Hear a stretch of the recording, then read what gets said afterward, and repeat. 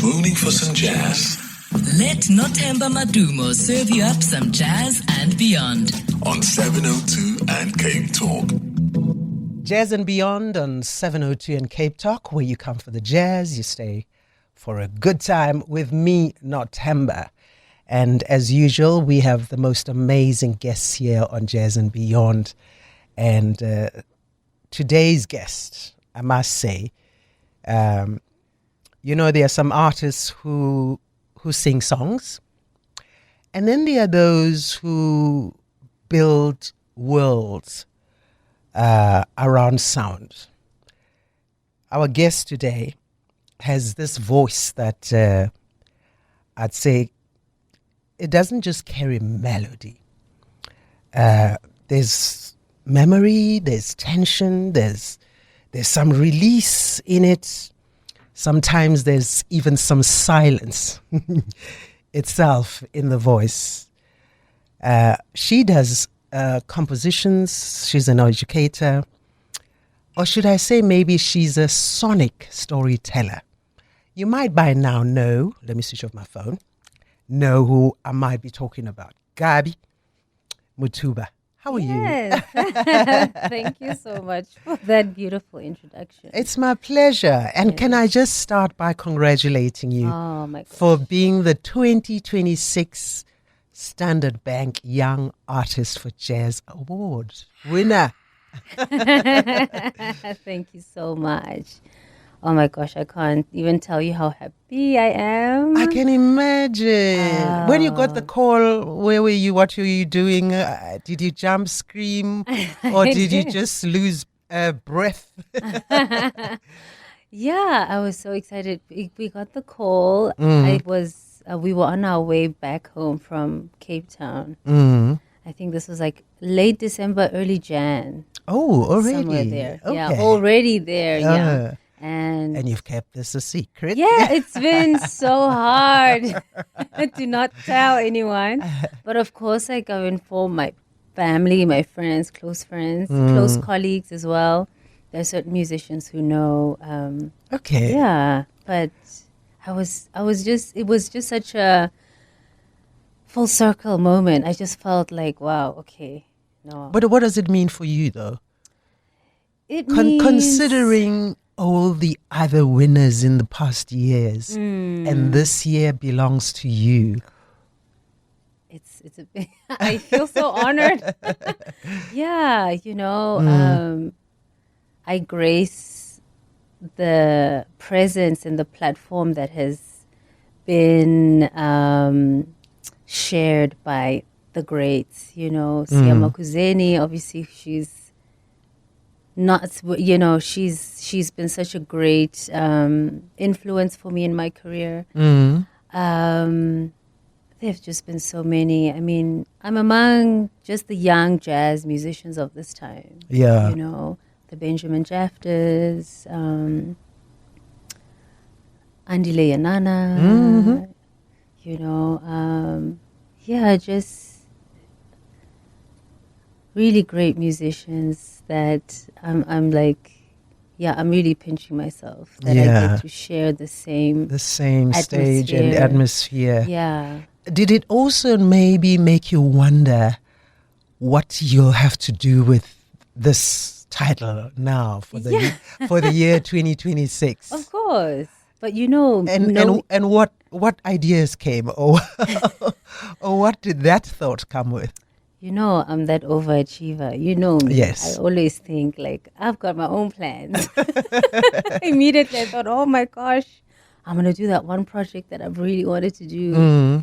But that is what it means for me, just like being acknowledged out in the open. Yeah. Not just on corridors, having access to opportunities and resources on a different level, and it's really, I'm thinking about it more about how it can serve my career, my growth, with the plans that I already have, how it can kind of support me as a Standard Bank is a really big infrastructure.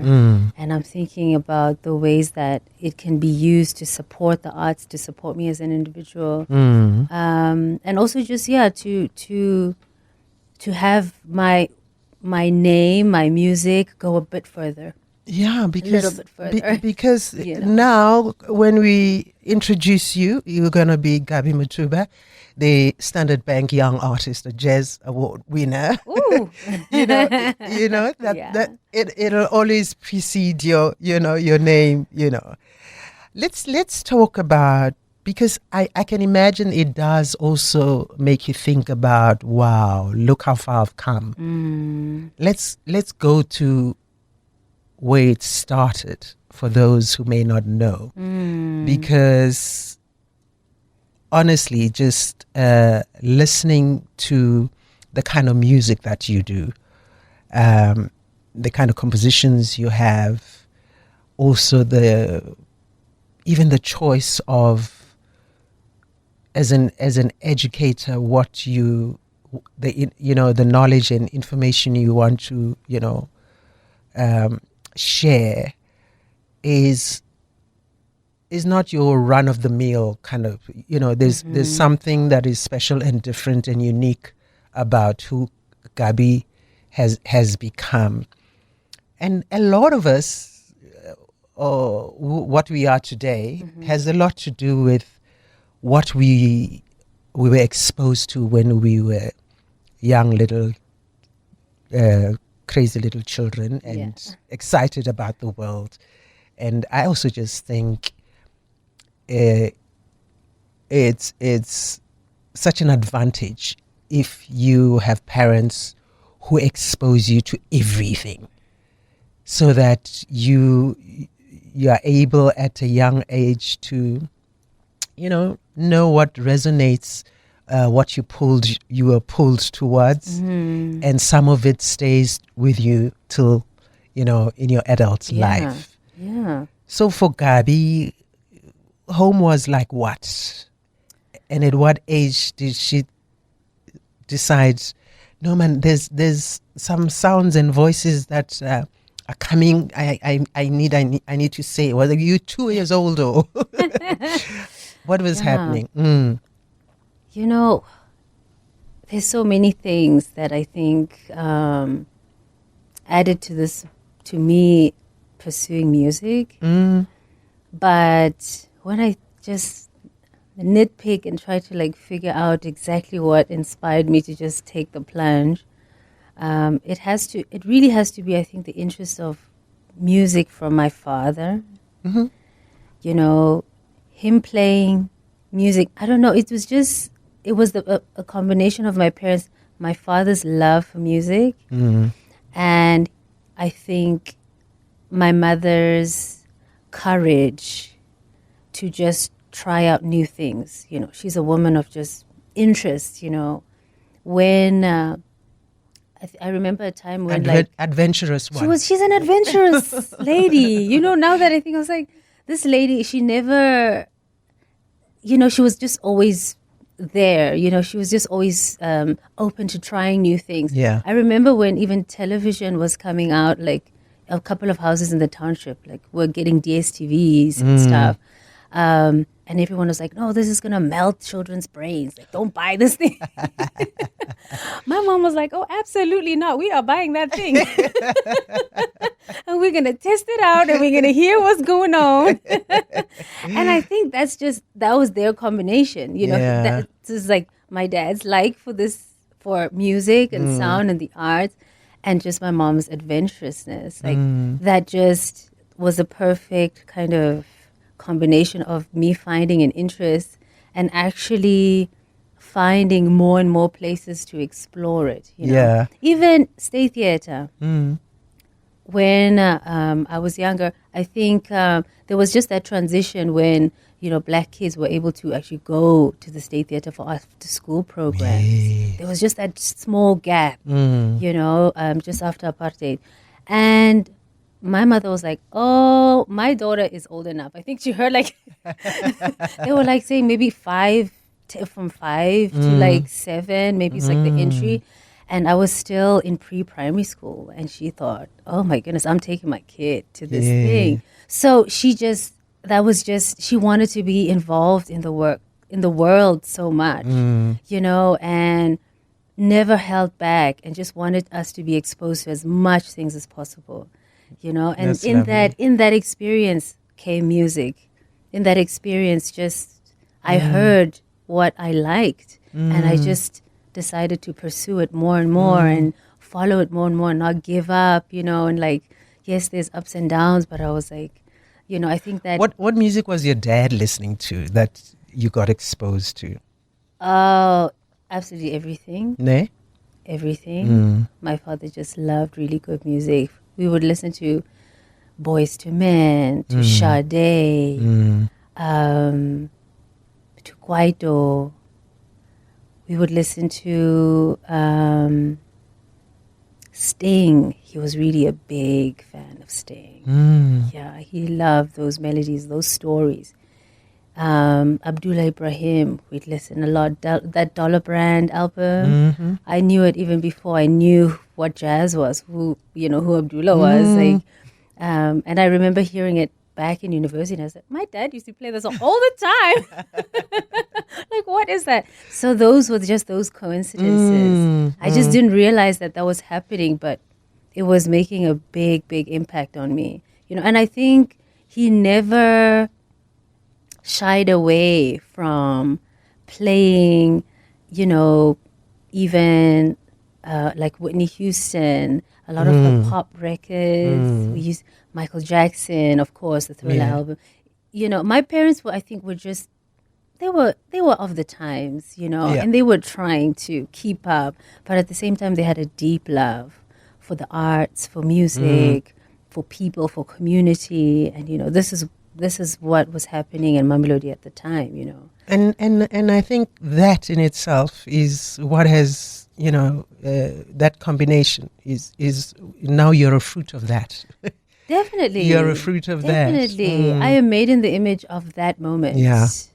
Of that inspiration, of that time, of that passion, of that hunger for life, hunger for new things, Post-apartheid, there was that energy of like, there's a new beginning, and I was born right at that time. And my parents, I think, really wanted to pour so much into myself and my brother, that energy that, anything is possible, and try out as much of the things that you can, that we didn't have the luxury to have access to. So that I think was a lot of what informed my upbringing. I see. Try it all. Yeah. Do it all. Don't be afraid. So before you even recorded your first project, maybe let's start with when you first either were asked to record, and what that was, and when that happened, and how you felt listening back to yourself. I used to hate I used to hate listening. I had to grow into figuring out my sound. Ne? Because at first I would definitely mimic a lot of musicians, a lot of the pop stars, Rihanna, Beyonce. I think a lot of musicians start out like Yeah, that. we all do. Yeah, start out like we really that. all do, and it's part of the learning process. But, the more you do it, the more you record, the more you get exposed to like the specificities of your voice, the needs of your voice in terms of like the kind of microphone or the EQing, all those, technicalities, the better you sound, the better it's like you end up sounding more and more like yourself as time goes by. You start off as someone else, and then you slowly work your way into sounding like you. Yeah. I mean, when you say sounding like, because it brings me back to, I think, a question which I think at this time of your career is, there's also this phrase that seems to be a thread in the work that you do, and I'm talking about, sound, because you speak of sound life, because for you, music is not just something that you do. It's something that you are. Definitely. I want to know how that light sort of like, bing, came on and said, yeah, man, this music is who I am. It's not, it's not something that I take a moment and go and perform. It happens between 10 and 1:30. It's something that's me. It's part of me. Brilliant question. Amazing question. I would say about 3-4 years ago. That recent, definitely. I think I was doing it unconsciously before. I didn't really understand what I was doing or how I was understanding sound, my approach. But I think the last couple of years I've really found and figured out that the principles that I live by are actually the principles that I compose by. These are... I want to know those principles. Yeah. Those are the cornerstones. I mean, who I am is my approach. My style is my environment, is my upbringing, is my everyday. Whether I decide to do rock, jazz, classical, there is this through line that is me, that is the base and the foundation of the sound that comes from me. So I think recently, definitely in recent years, I've figured this out more and more, like in a very significant way, and seeing just the connections of just my being able to come to certain conclusions and how those conclusions also resonate within my music. Whether it be what I think about form, and how I think about honoring genre. These would be like two different concepts, but in my mind, they mean the exact same thing. Do explain.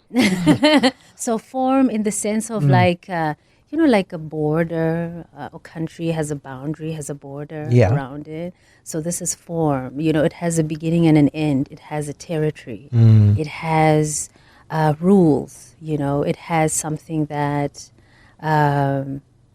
helps it for you to see and identify what it is, because it has also things that it is not, right? So this is how I come to composition as well. I ask myself, what are the boundaries of this genre? Because I know that I am beyond genre. I spill over. I'm an overflowing something, but I want to play here. I want to play in this playground. I'm interested. Let me learn some of the rules and let me see where it begins and ends and where I can break some rules. So that's how I tackle a lot of my compositional process. That there's something that is there already, but because I bring myself to it, I have the capacity to change it drastically, but I also have the responsibility to honor it. To honor it as well. Honor it as well. So both things are happening at the same time. Yeah. Always in my mind, yeah. There's a couple of songs that you gave me a list of, which obviously have played a very significant part in your sound life, so to speak. So let's talk about some of them and why these particular songs or by these artists. There's Liz Wright. Afro Blue. That is a song. Oh my God. No, or should I say that is a sound? Yes, Liz has a sound. There's Mpumi Dlamini, Imvuselelo. There's Stevie Wonder. If it's magic, then why can't it be everlasting? Oh, you see what I mean? Let's start with Liz Wright. Liz Wright. I heard that song Afro Blue, first year of varsity. I mean, I came from a pop, like I was saying, like popish background, but like eclectic music background. Yeah. Jazz wasn't the thing. So they had, ascribed like the first years that these are the songs that you guys have to literally meditate on. This is jazz. You're in a new territory now. This is the language. And it just so happened that I was learning Afro Blue and I clicked on Liz Wright's version. And I thought, oh my God, I am home. Yeah, okay, it's okay. Everything's going to be all right. Actually, I'm not surprised because even her voice delivery, I think you took something from there. Definitely. Because Definitely. she's also not the, loud, big sound, and she's very, I don't want to say femininity because there's femininity in different ways. Yeah, but there's a softness, there's an intimacy, there's also subtleness in it, yes. Which I'm describing you now. I'm not with I'm not with Liz. Actually, yeah. She's a brilliant storyteller, and her control of her voice and sound and delivery, like you said, is just something very strong, profound, and very unique. And it's difficult to get to that place. And I could appreciate, getting there. I could appreciate hearing that. I think even as young as I was, I knew that meant something. For her to be able to sing that way, to deliver that way, to express that way, to kind of, what's that word? Like, to command her voice in that way, that meant something. So that stuck with me. And I was like, one day I want to be able to do that. So, yeah, I checked her out a lot. A lot. Yeah. Yeah. And then you also, went into the sounds of the violins and the cellos and the choral, accompaniment and arrangements. So I don't know whether the Mpumi Dlamini element comes in there with Imvuselelo, or I don't know. But for you, why is Imvuselelo an important song for you? Just the message. The message that is so powerful. I'm not, of course, like super eloquent in isiZulu, but there's just something about that track and how, it's just it has this deep centered hope in it. It's just like, hold on, like it's coming, the third day, the resurrection is on the horizon. I resonated so much with not even just not even just the music, but the lyrics. I think Mpumi's brilliant in his just how he's able to bring different parts together. Yeah. That was kind of, I think, compositional just genius, what he did on that track. And yeah.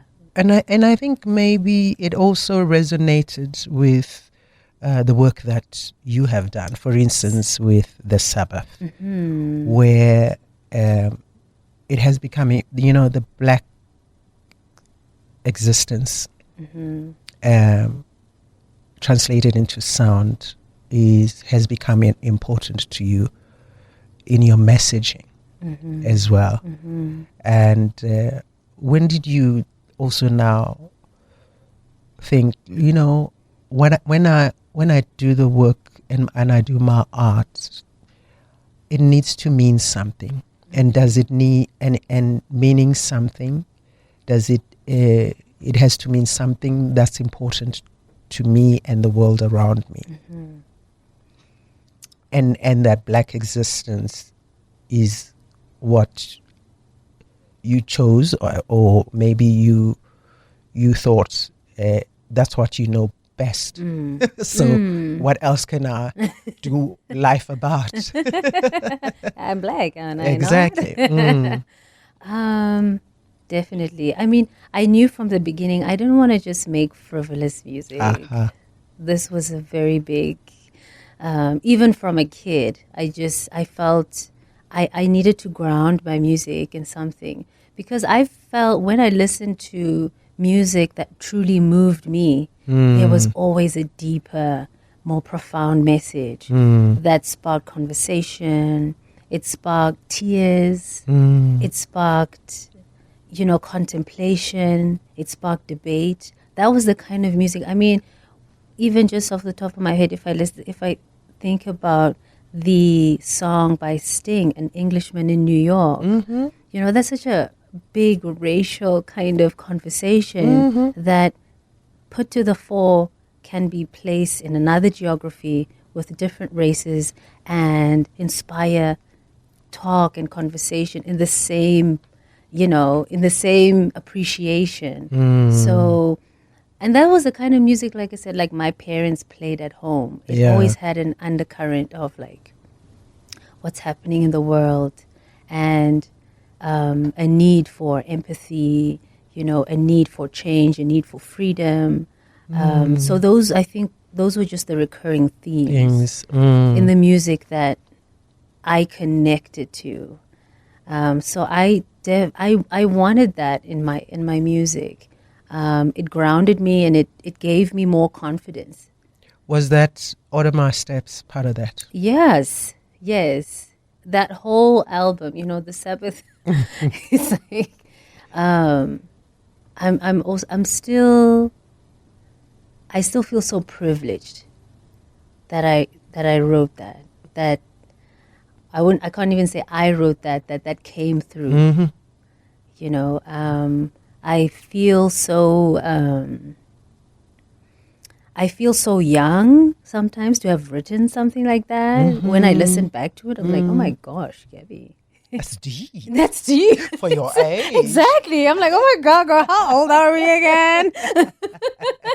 But I'm like, sure, like clearly the amount of capacity I have for depth, for deep research, for deep care for something, for passion for something is quite large, and that project really revealed that to me.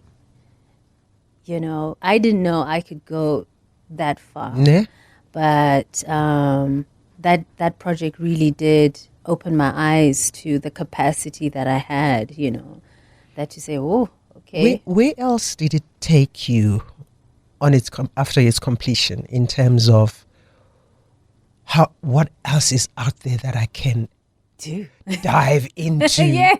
Because this clearly shows me that, my God, there is so much in the world that needs to come out, and especially in the format of music and sound. Like you're saying, like it showed me so much in the possibility of imagination. Deep imagination colliding with truth, a deep sense of truth, and what the possibilities are after that, and also it made me see how potent something can be. If you really, really get into a feeling, and suspend long enough how potent something, the more you dig, the more that is revealed of that thing, And I thought to myself, oh my God, I want to try this in other mediums as well to see if this is possible, because I think that I'm getting kind of the hang of it in sound. I want to see that, colliding with visual representation, how would that work and how would that look like? Because I think there's something there. There's something in that labor. And how are you doing that there in other art forms, trying to merge those together? I am trying to build or design, I guess, sonic worlds that translate into perhaps advertisements, into like short stories, into collaborative works, working with different artistic mediums and seeing if the same principles can be applied to different mediums. Okay. Like I said, the visual, fine art, paintings, sculptures, and seeing that if these principles really hold true.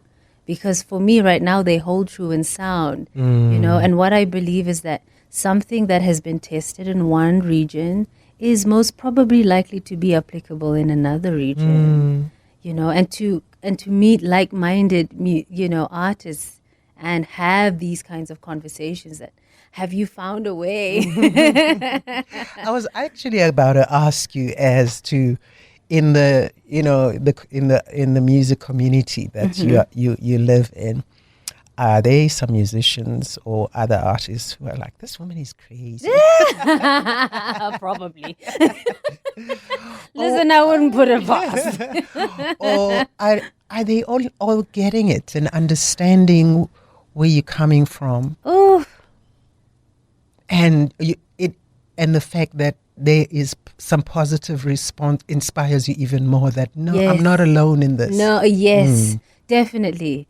I mean, I lecture at Wits. Yes. So in the hallways, I'm meeting, other lecturers, other musicians, and there's always that collision. There's always that moment of, Gabi, that conversation that we were having about, instrumentation and, what we were talking about, like that helped me so much with, my thoughts on this thing that I'm trying to do. And, and other people also helped me definitely with my thoughts on certain concepts that I'm working on musically, So I think just being in art spaces, definitely there are some hits, some misses, sometimes it's not all going to align, That's life. But I think most of the time there are people who are curious. It's a curiosity about how far we can take this music thing, this art thing.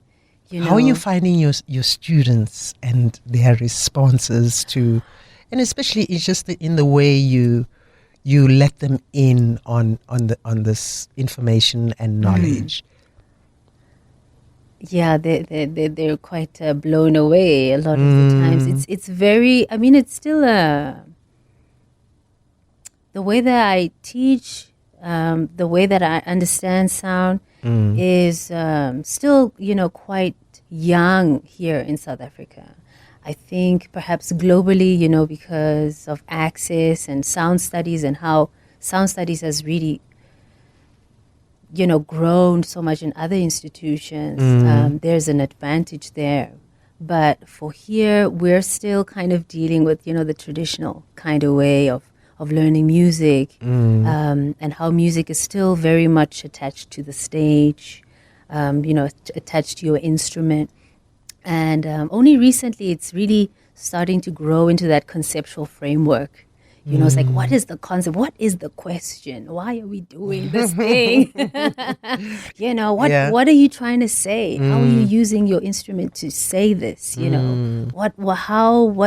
What is happening? What is resonating in your instrument? Why this instrument? And in relation to other art forms, what have you found that is speaking to the exact thing that you're doing in another discipline.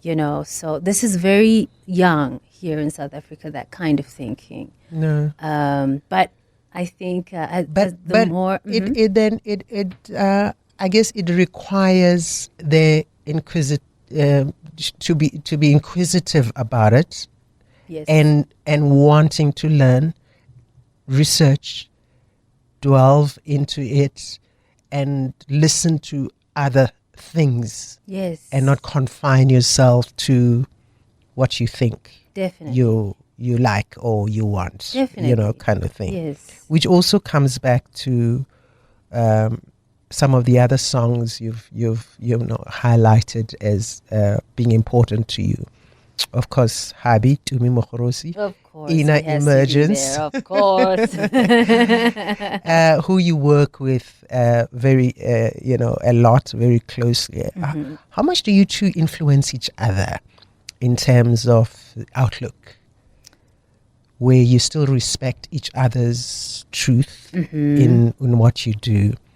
But I guess him as a brilliant drummer and composer, and you brilliant in what you do together makes magic, as Stevie Wonder would say. If it's magic. If it's magic.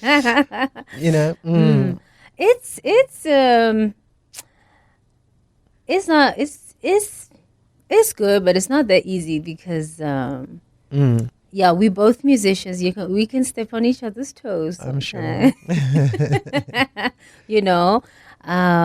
But I think, like I said, this music is who we are. So these are also the types of thoughts that we have as individuals. And the music is really just where these ideas permeate. They just spill out into the music, into whatever it is that we're doing at the time. But we definitely share a lot of ideas, a lot of we agree on a lot of fundamental principles about the world. I guess that helps. Exactly. A lot, and we spar a lot and debate and try to figure out how to get down to our own problems, our own kind of discipline specific kind of, things that we're grappling with, so that definitely helps. He inspires me so much in just the way he thinks, and the way that he's also able to kind of retain like the same principle throughout, whether it be in music or in writing a book, or in thinking about a theory of something.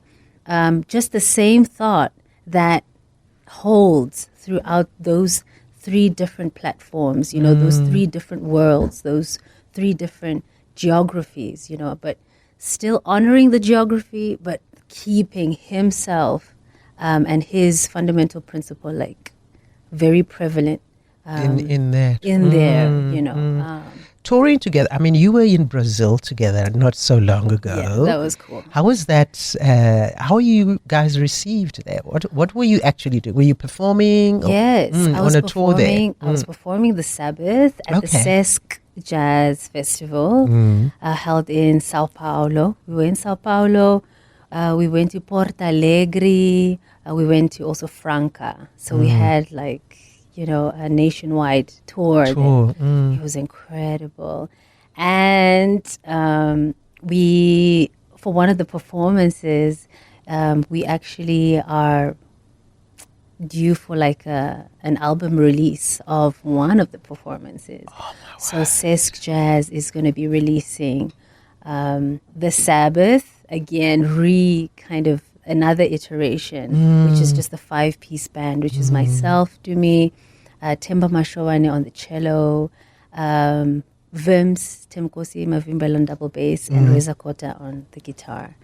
So that's coming out next year. And it's such a privilege to be there because the previous album that Sesc Jazz released was of Susana Baka.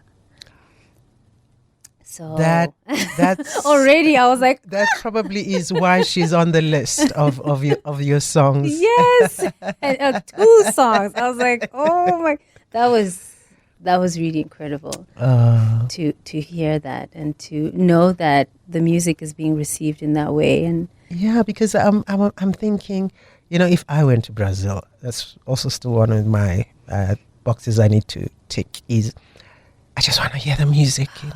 I just want to go for the music. it's incredible, incredible people, incredible country, just full of that curiosity, and the infrastructure to be able to ask those questions. Because I'm imagining, I love their sound and their music and their style. That I want to see how the culture interprets that music. You know what I mean? I want to experience it through the culture.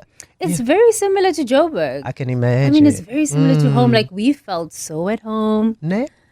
We were like, oh, okay, we downtown Joburg. It's like, let's do our thing, Yeah. We were so well received, and the people were so warm.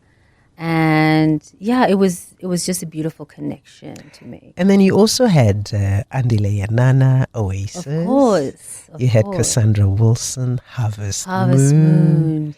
You had Sade Pearls, yes, of course. These are all songs and music that are they your go-to when life says red flag. I need to be more aware when life is red flagging so that I can go to those songs. Yeah, it's just songs that keep coming back. Yeah. In my playlist, I just keep coming back to the same music. And it doesn't take too long to keep coming back. I'd take maybe a breather for like 3 months, and again, I'm revisiting the same playlist. So these songs mean something to me.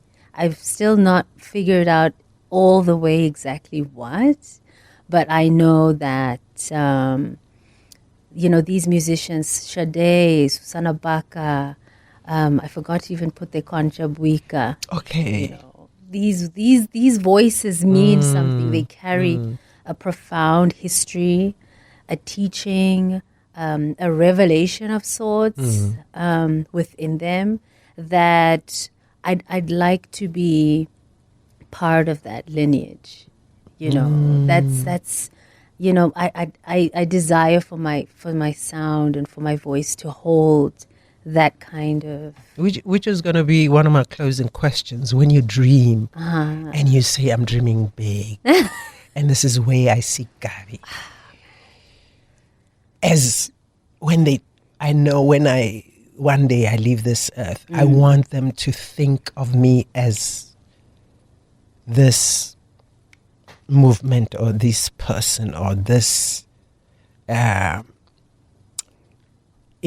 someone who left behind this impact with what the gifts that I have. That you might still think you need to do to get there. That's a hard one. I know. The last question, like the hardest one.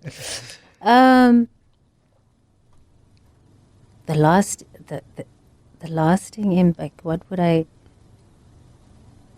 think I want to represent deep love and care for something. And I want that to resonate through my music, over the years, even when I'm not here.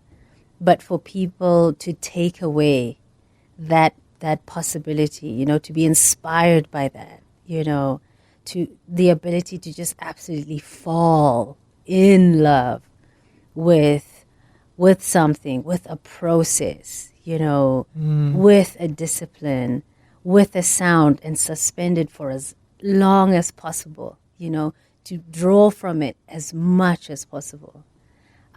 This is my attempt, I think, in the greater kind of abstract scheme of things, you know. I'm really trying to get to the crux of something. And hopefully before I'm gone, I've arrived at that place. But when you arrive there, you're gonna dream of something and else. then, Exactly. but I think it's impossible. I think I will never get there, and I'm always going to be in the pursuit of that, and I'm okay with that. And you're okay. And with I that. like that. I like that. You can never figure that. You can never get that far deep into something, but just the constant pursuit and the excavating, to try figure out, what is this sound in and of itself as potent? Who is Gabi? Yes. It's been a pleasure talking to you as always, and congratulations again. Thank you so for much. being the 2026 Standard Bank Young Artist Jazz winner. And I wish you a 2026 that is a step 2, 3, or 4 towards your dream and your goal. Thank you. Thank you to your listener. But maybe if I can throw in one last question. Yes. I think it's so important for honesty, truth, and genuineness in the arts. Yeah.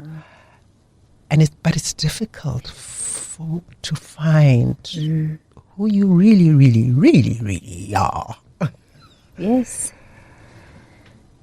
What do you know about that? Getting to that place.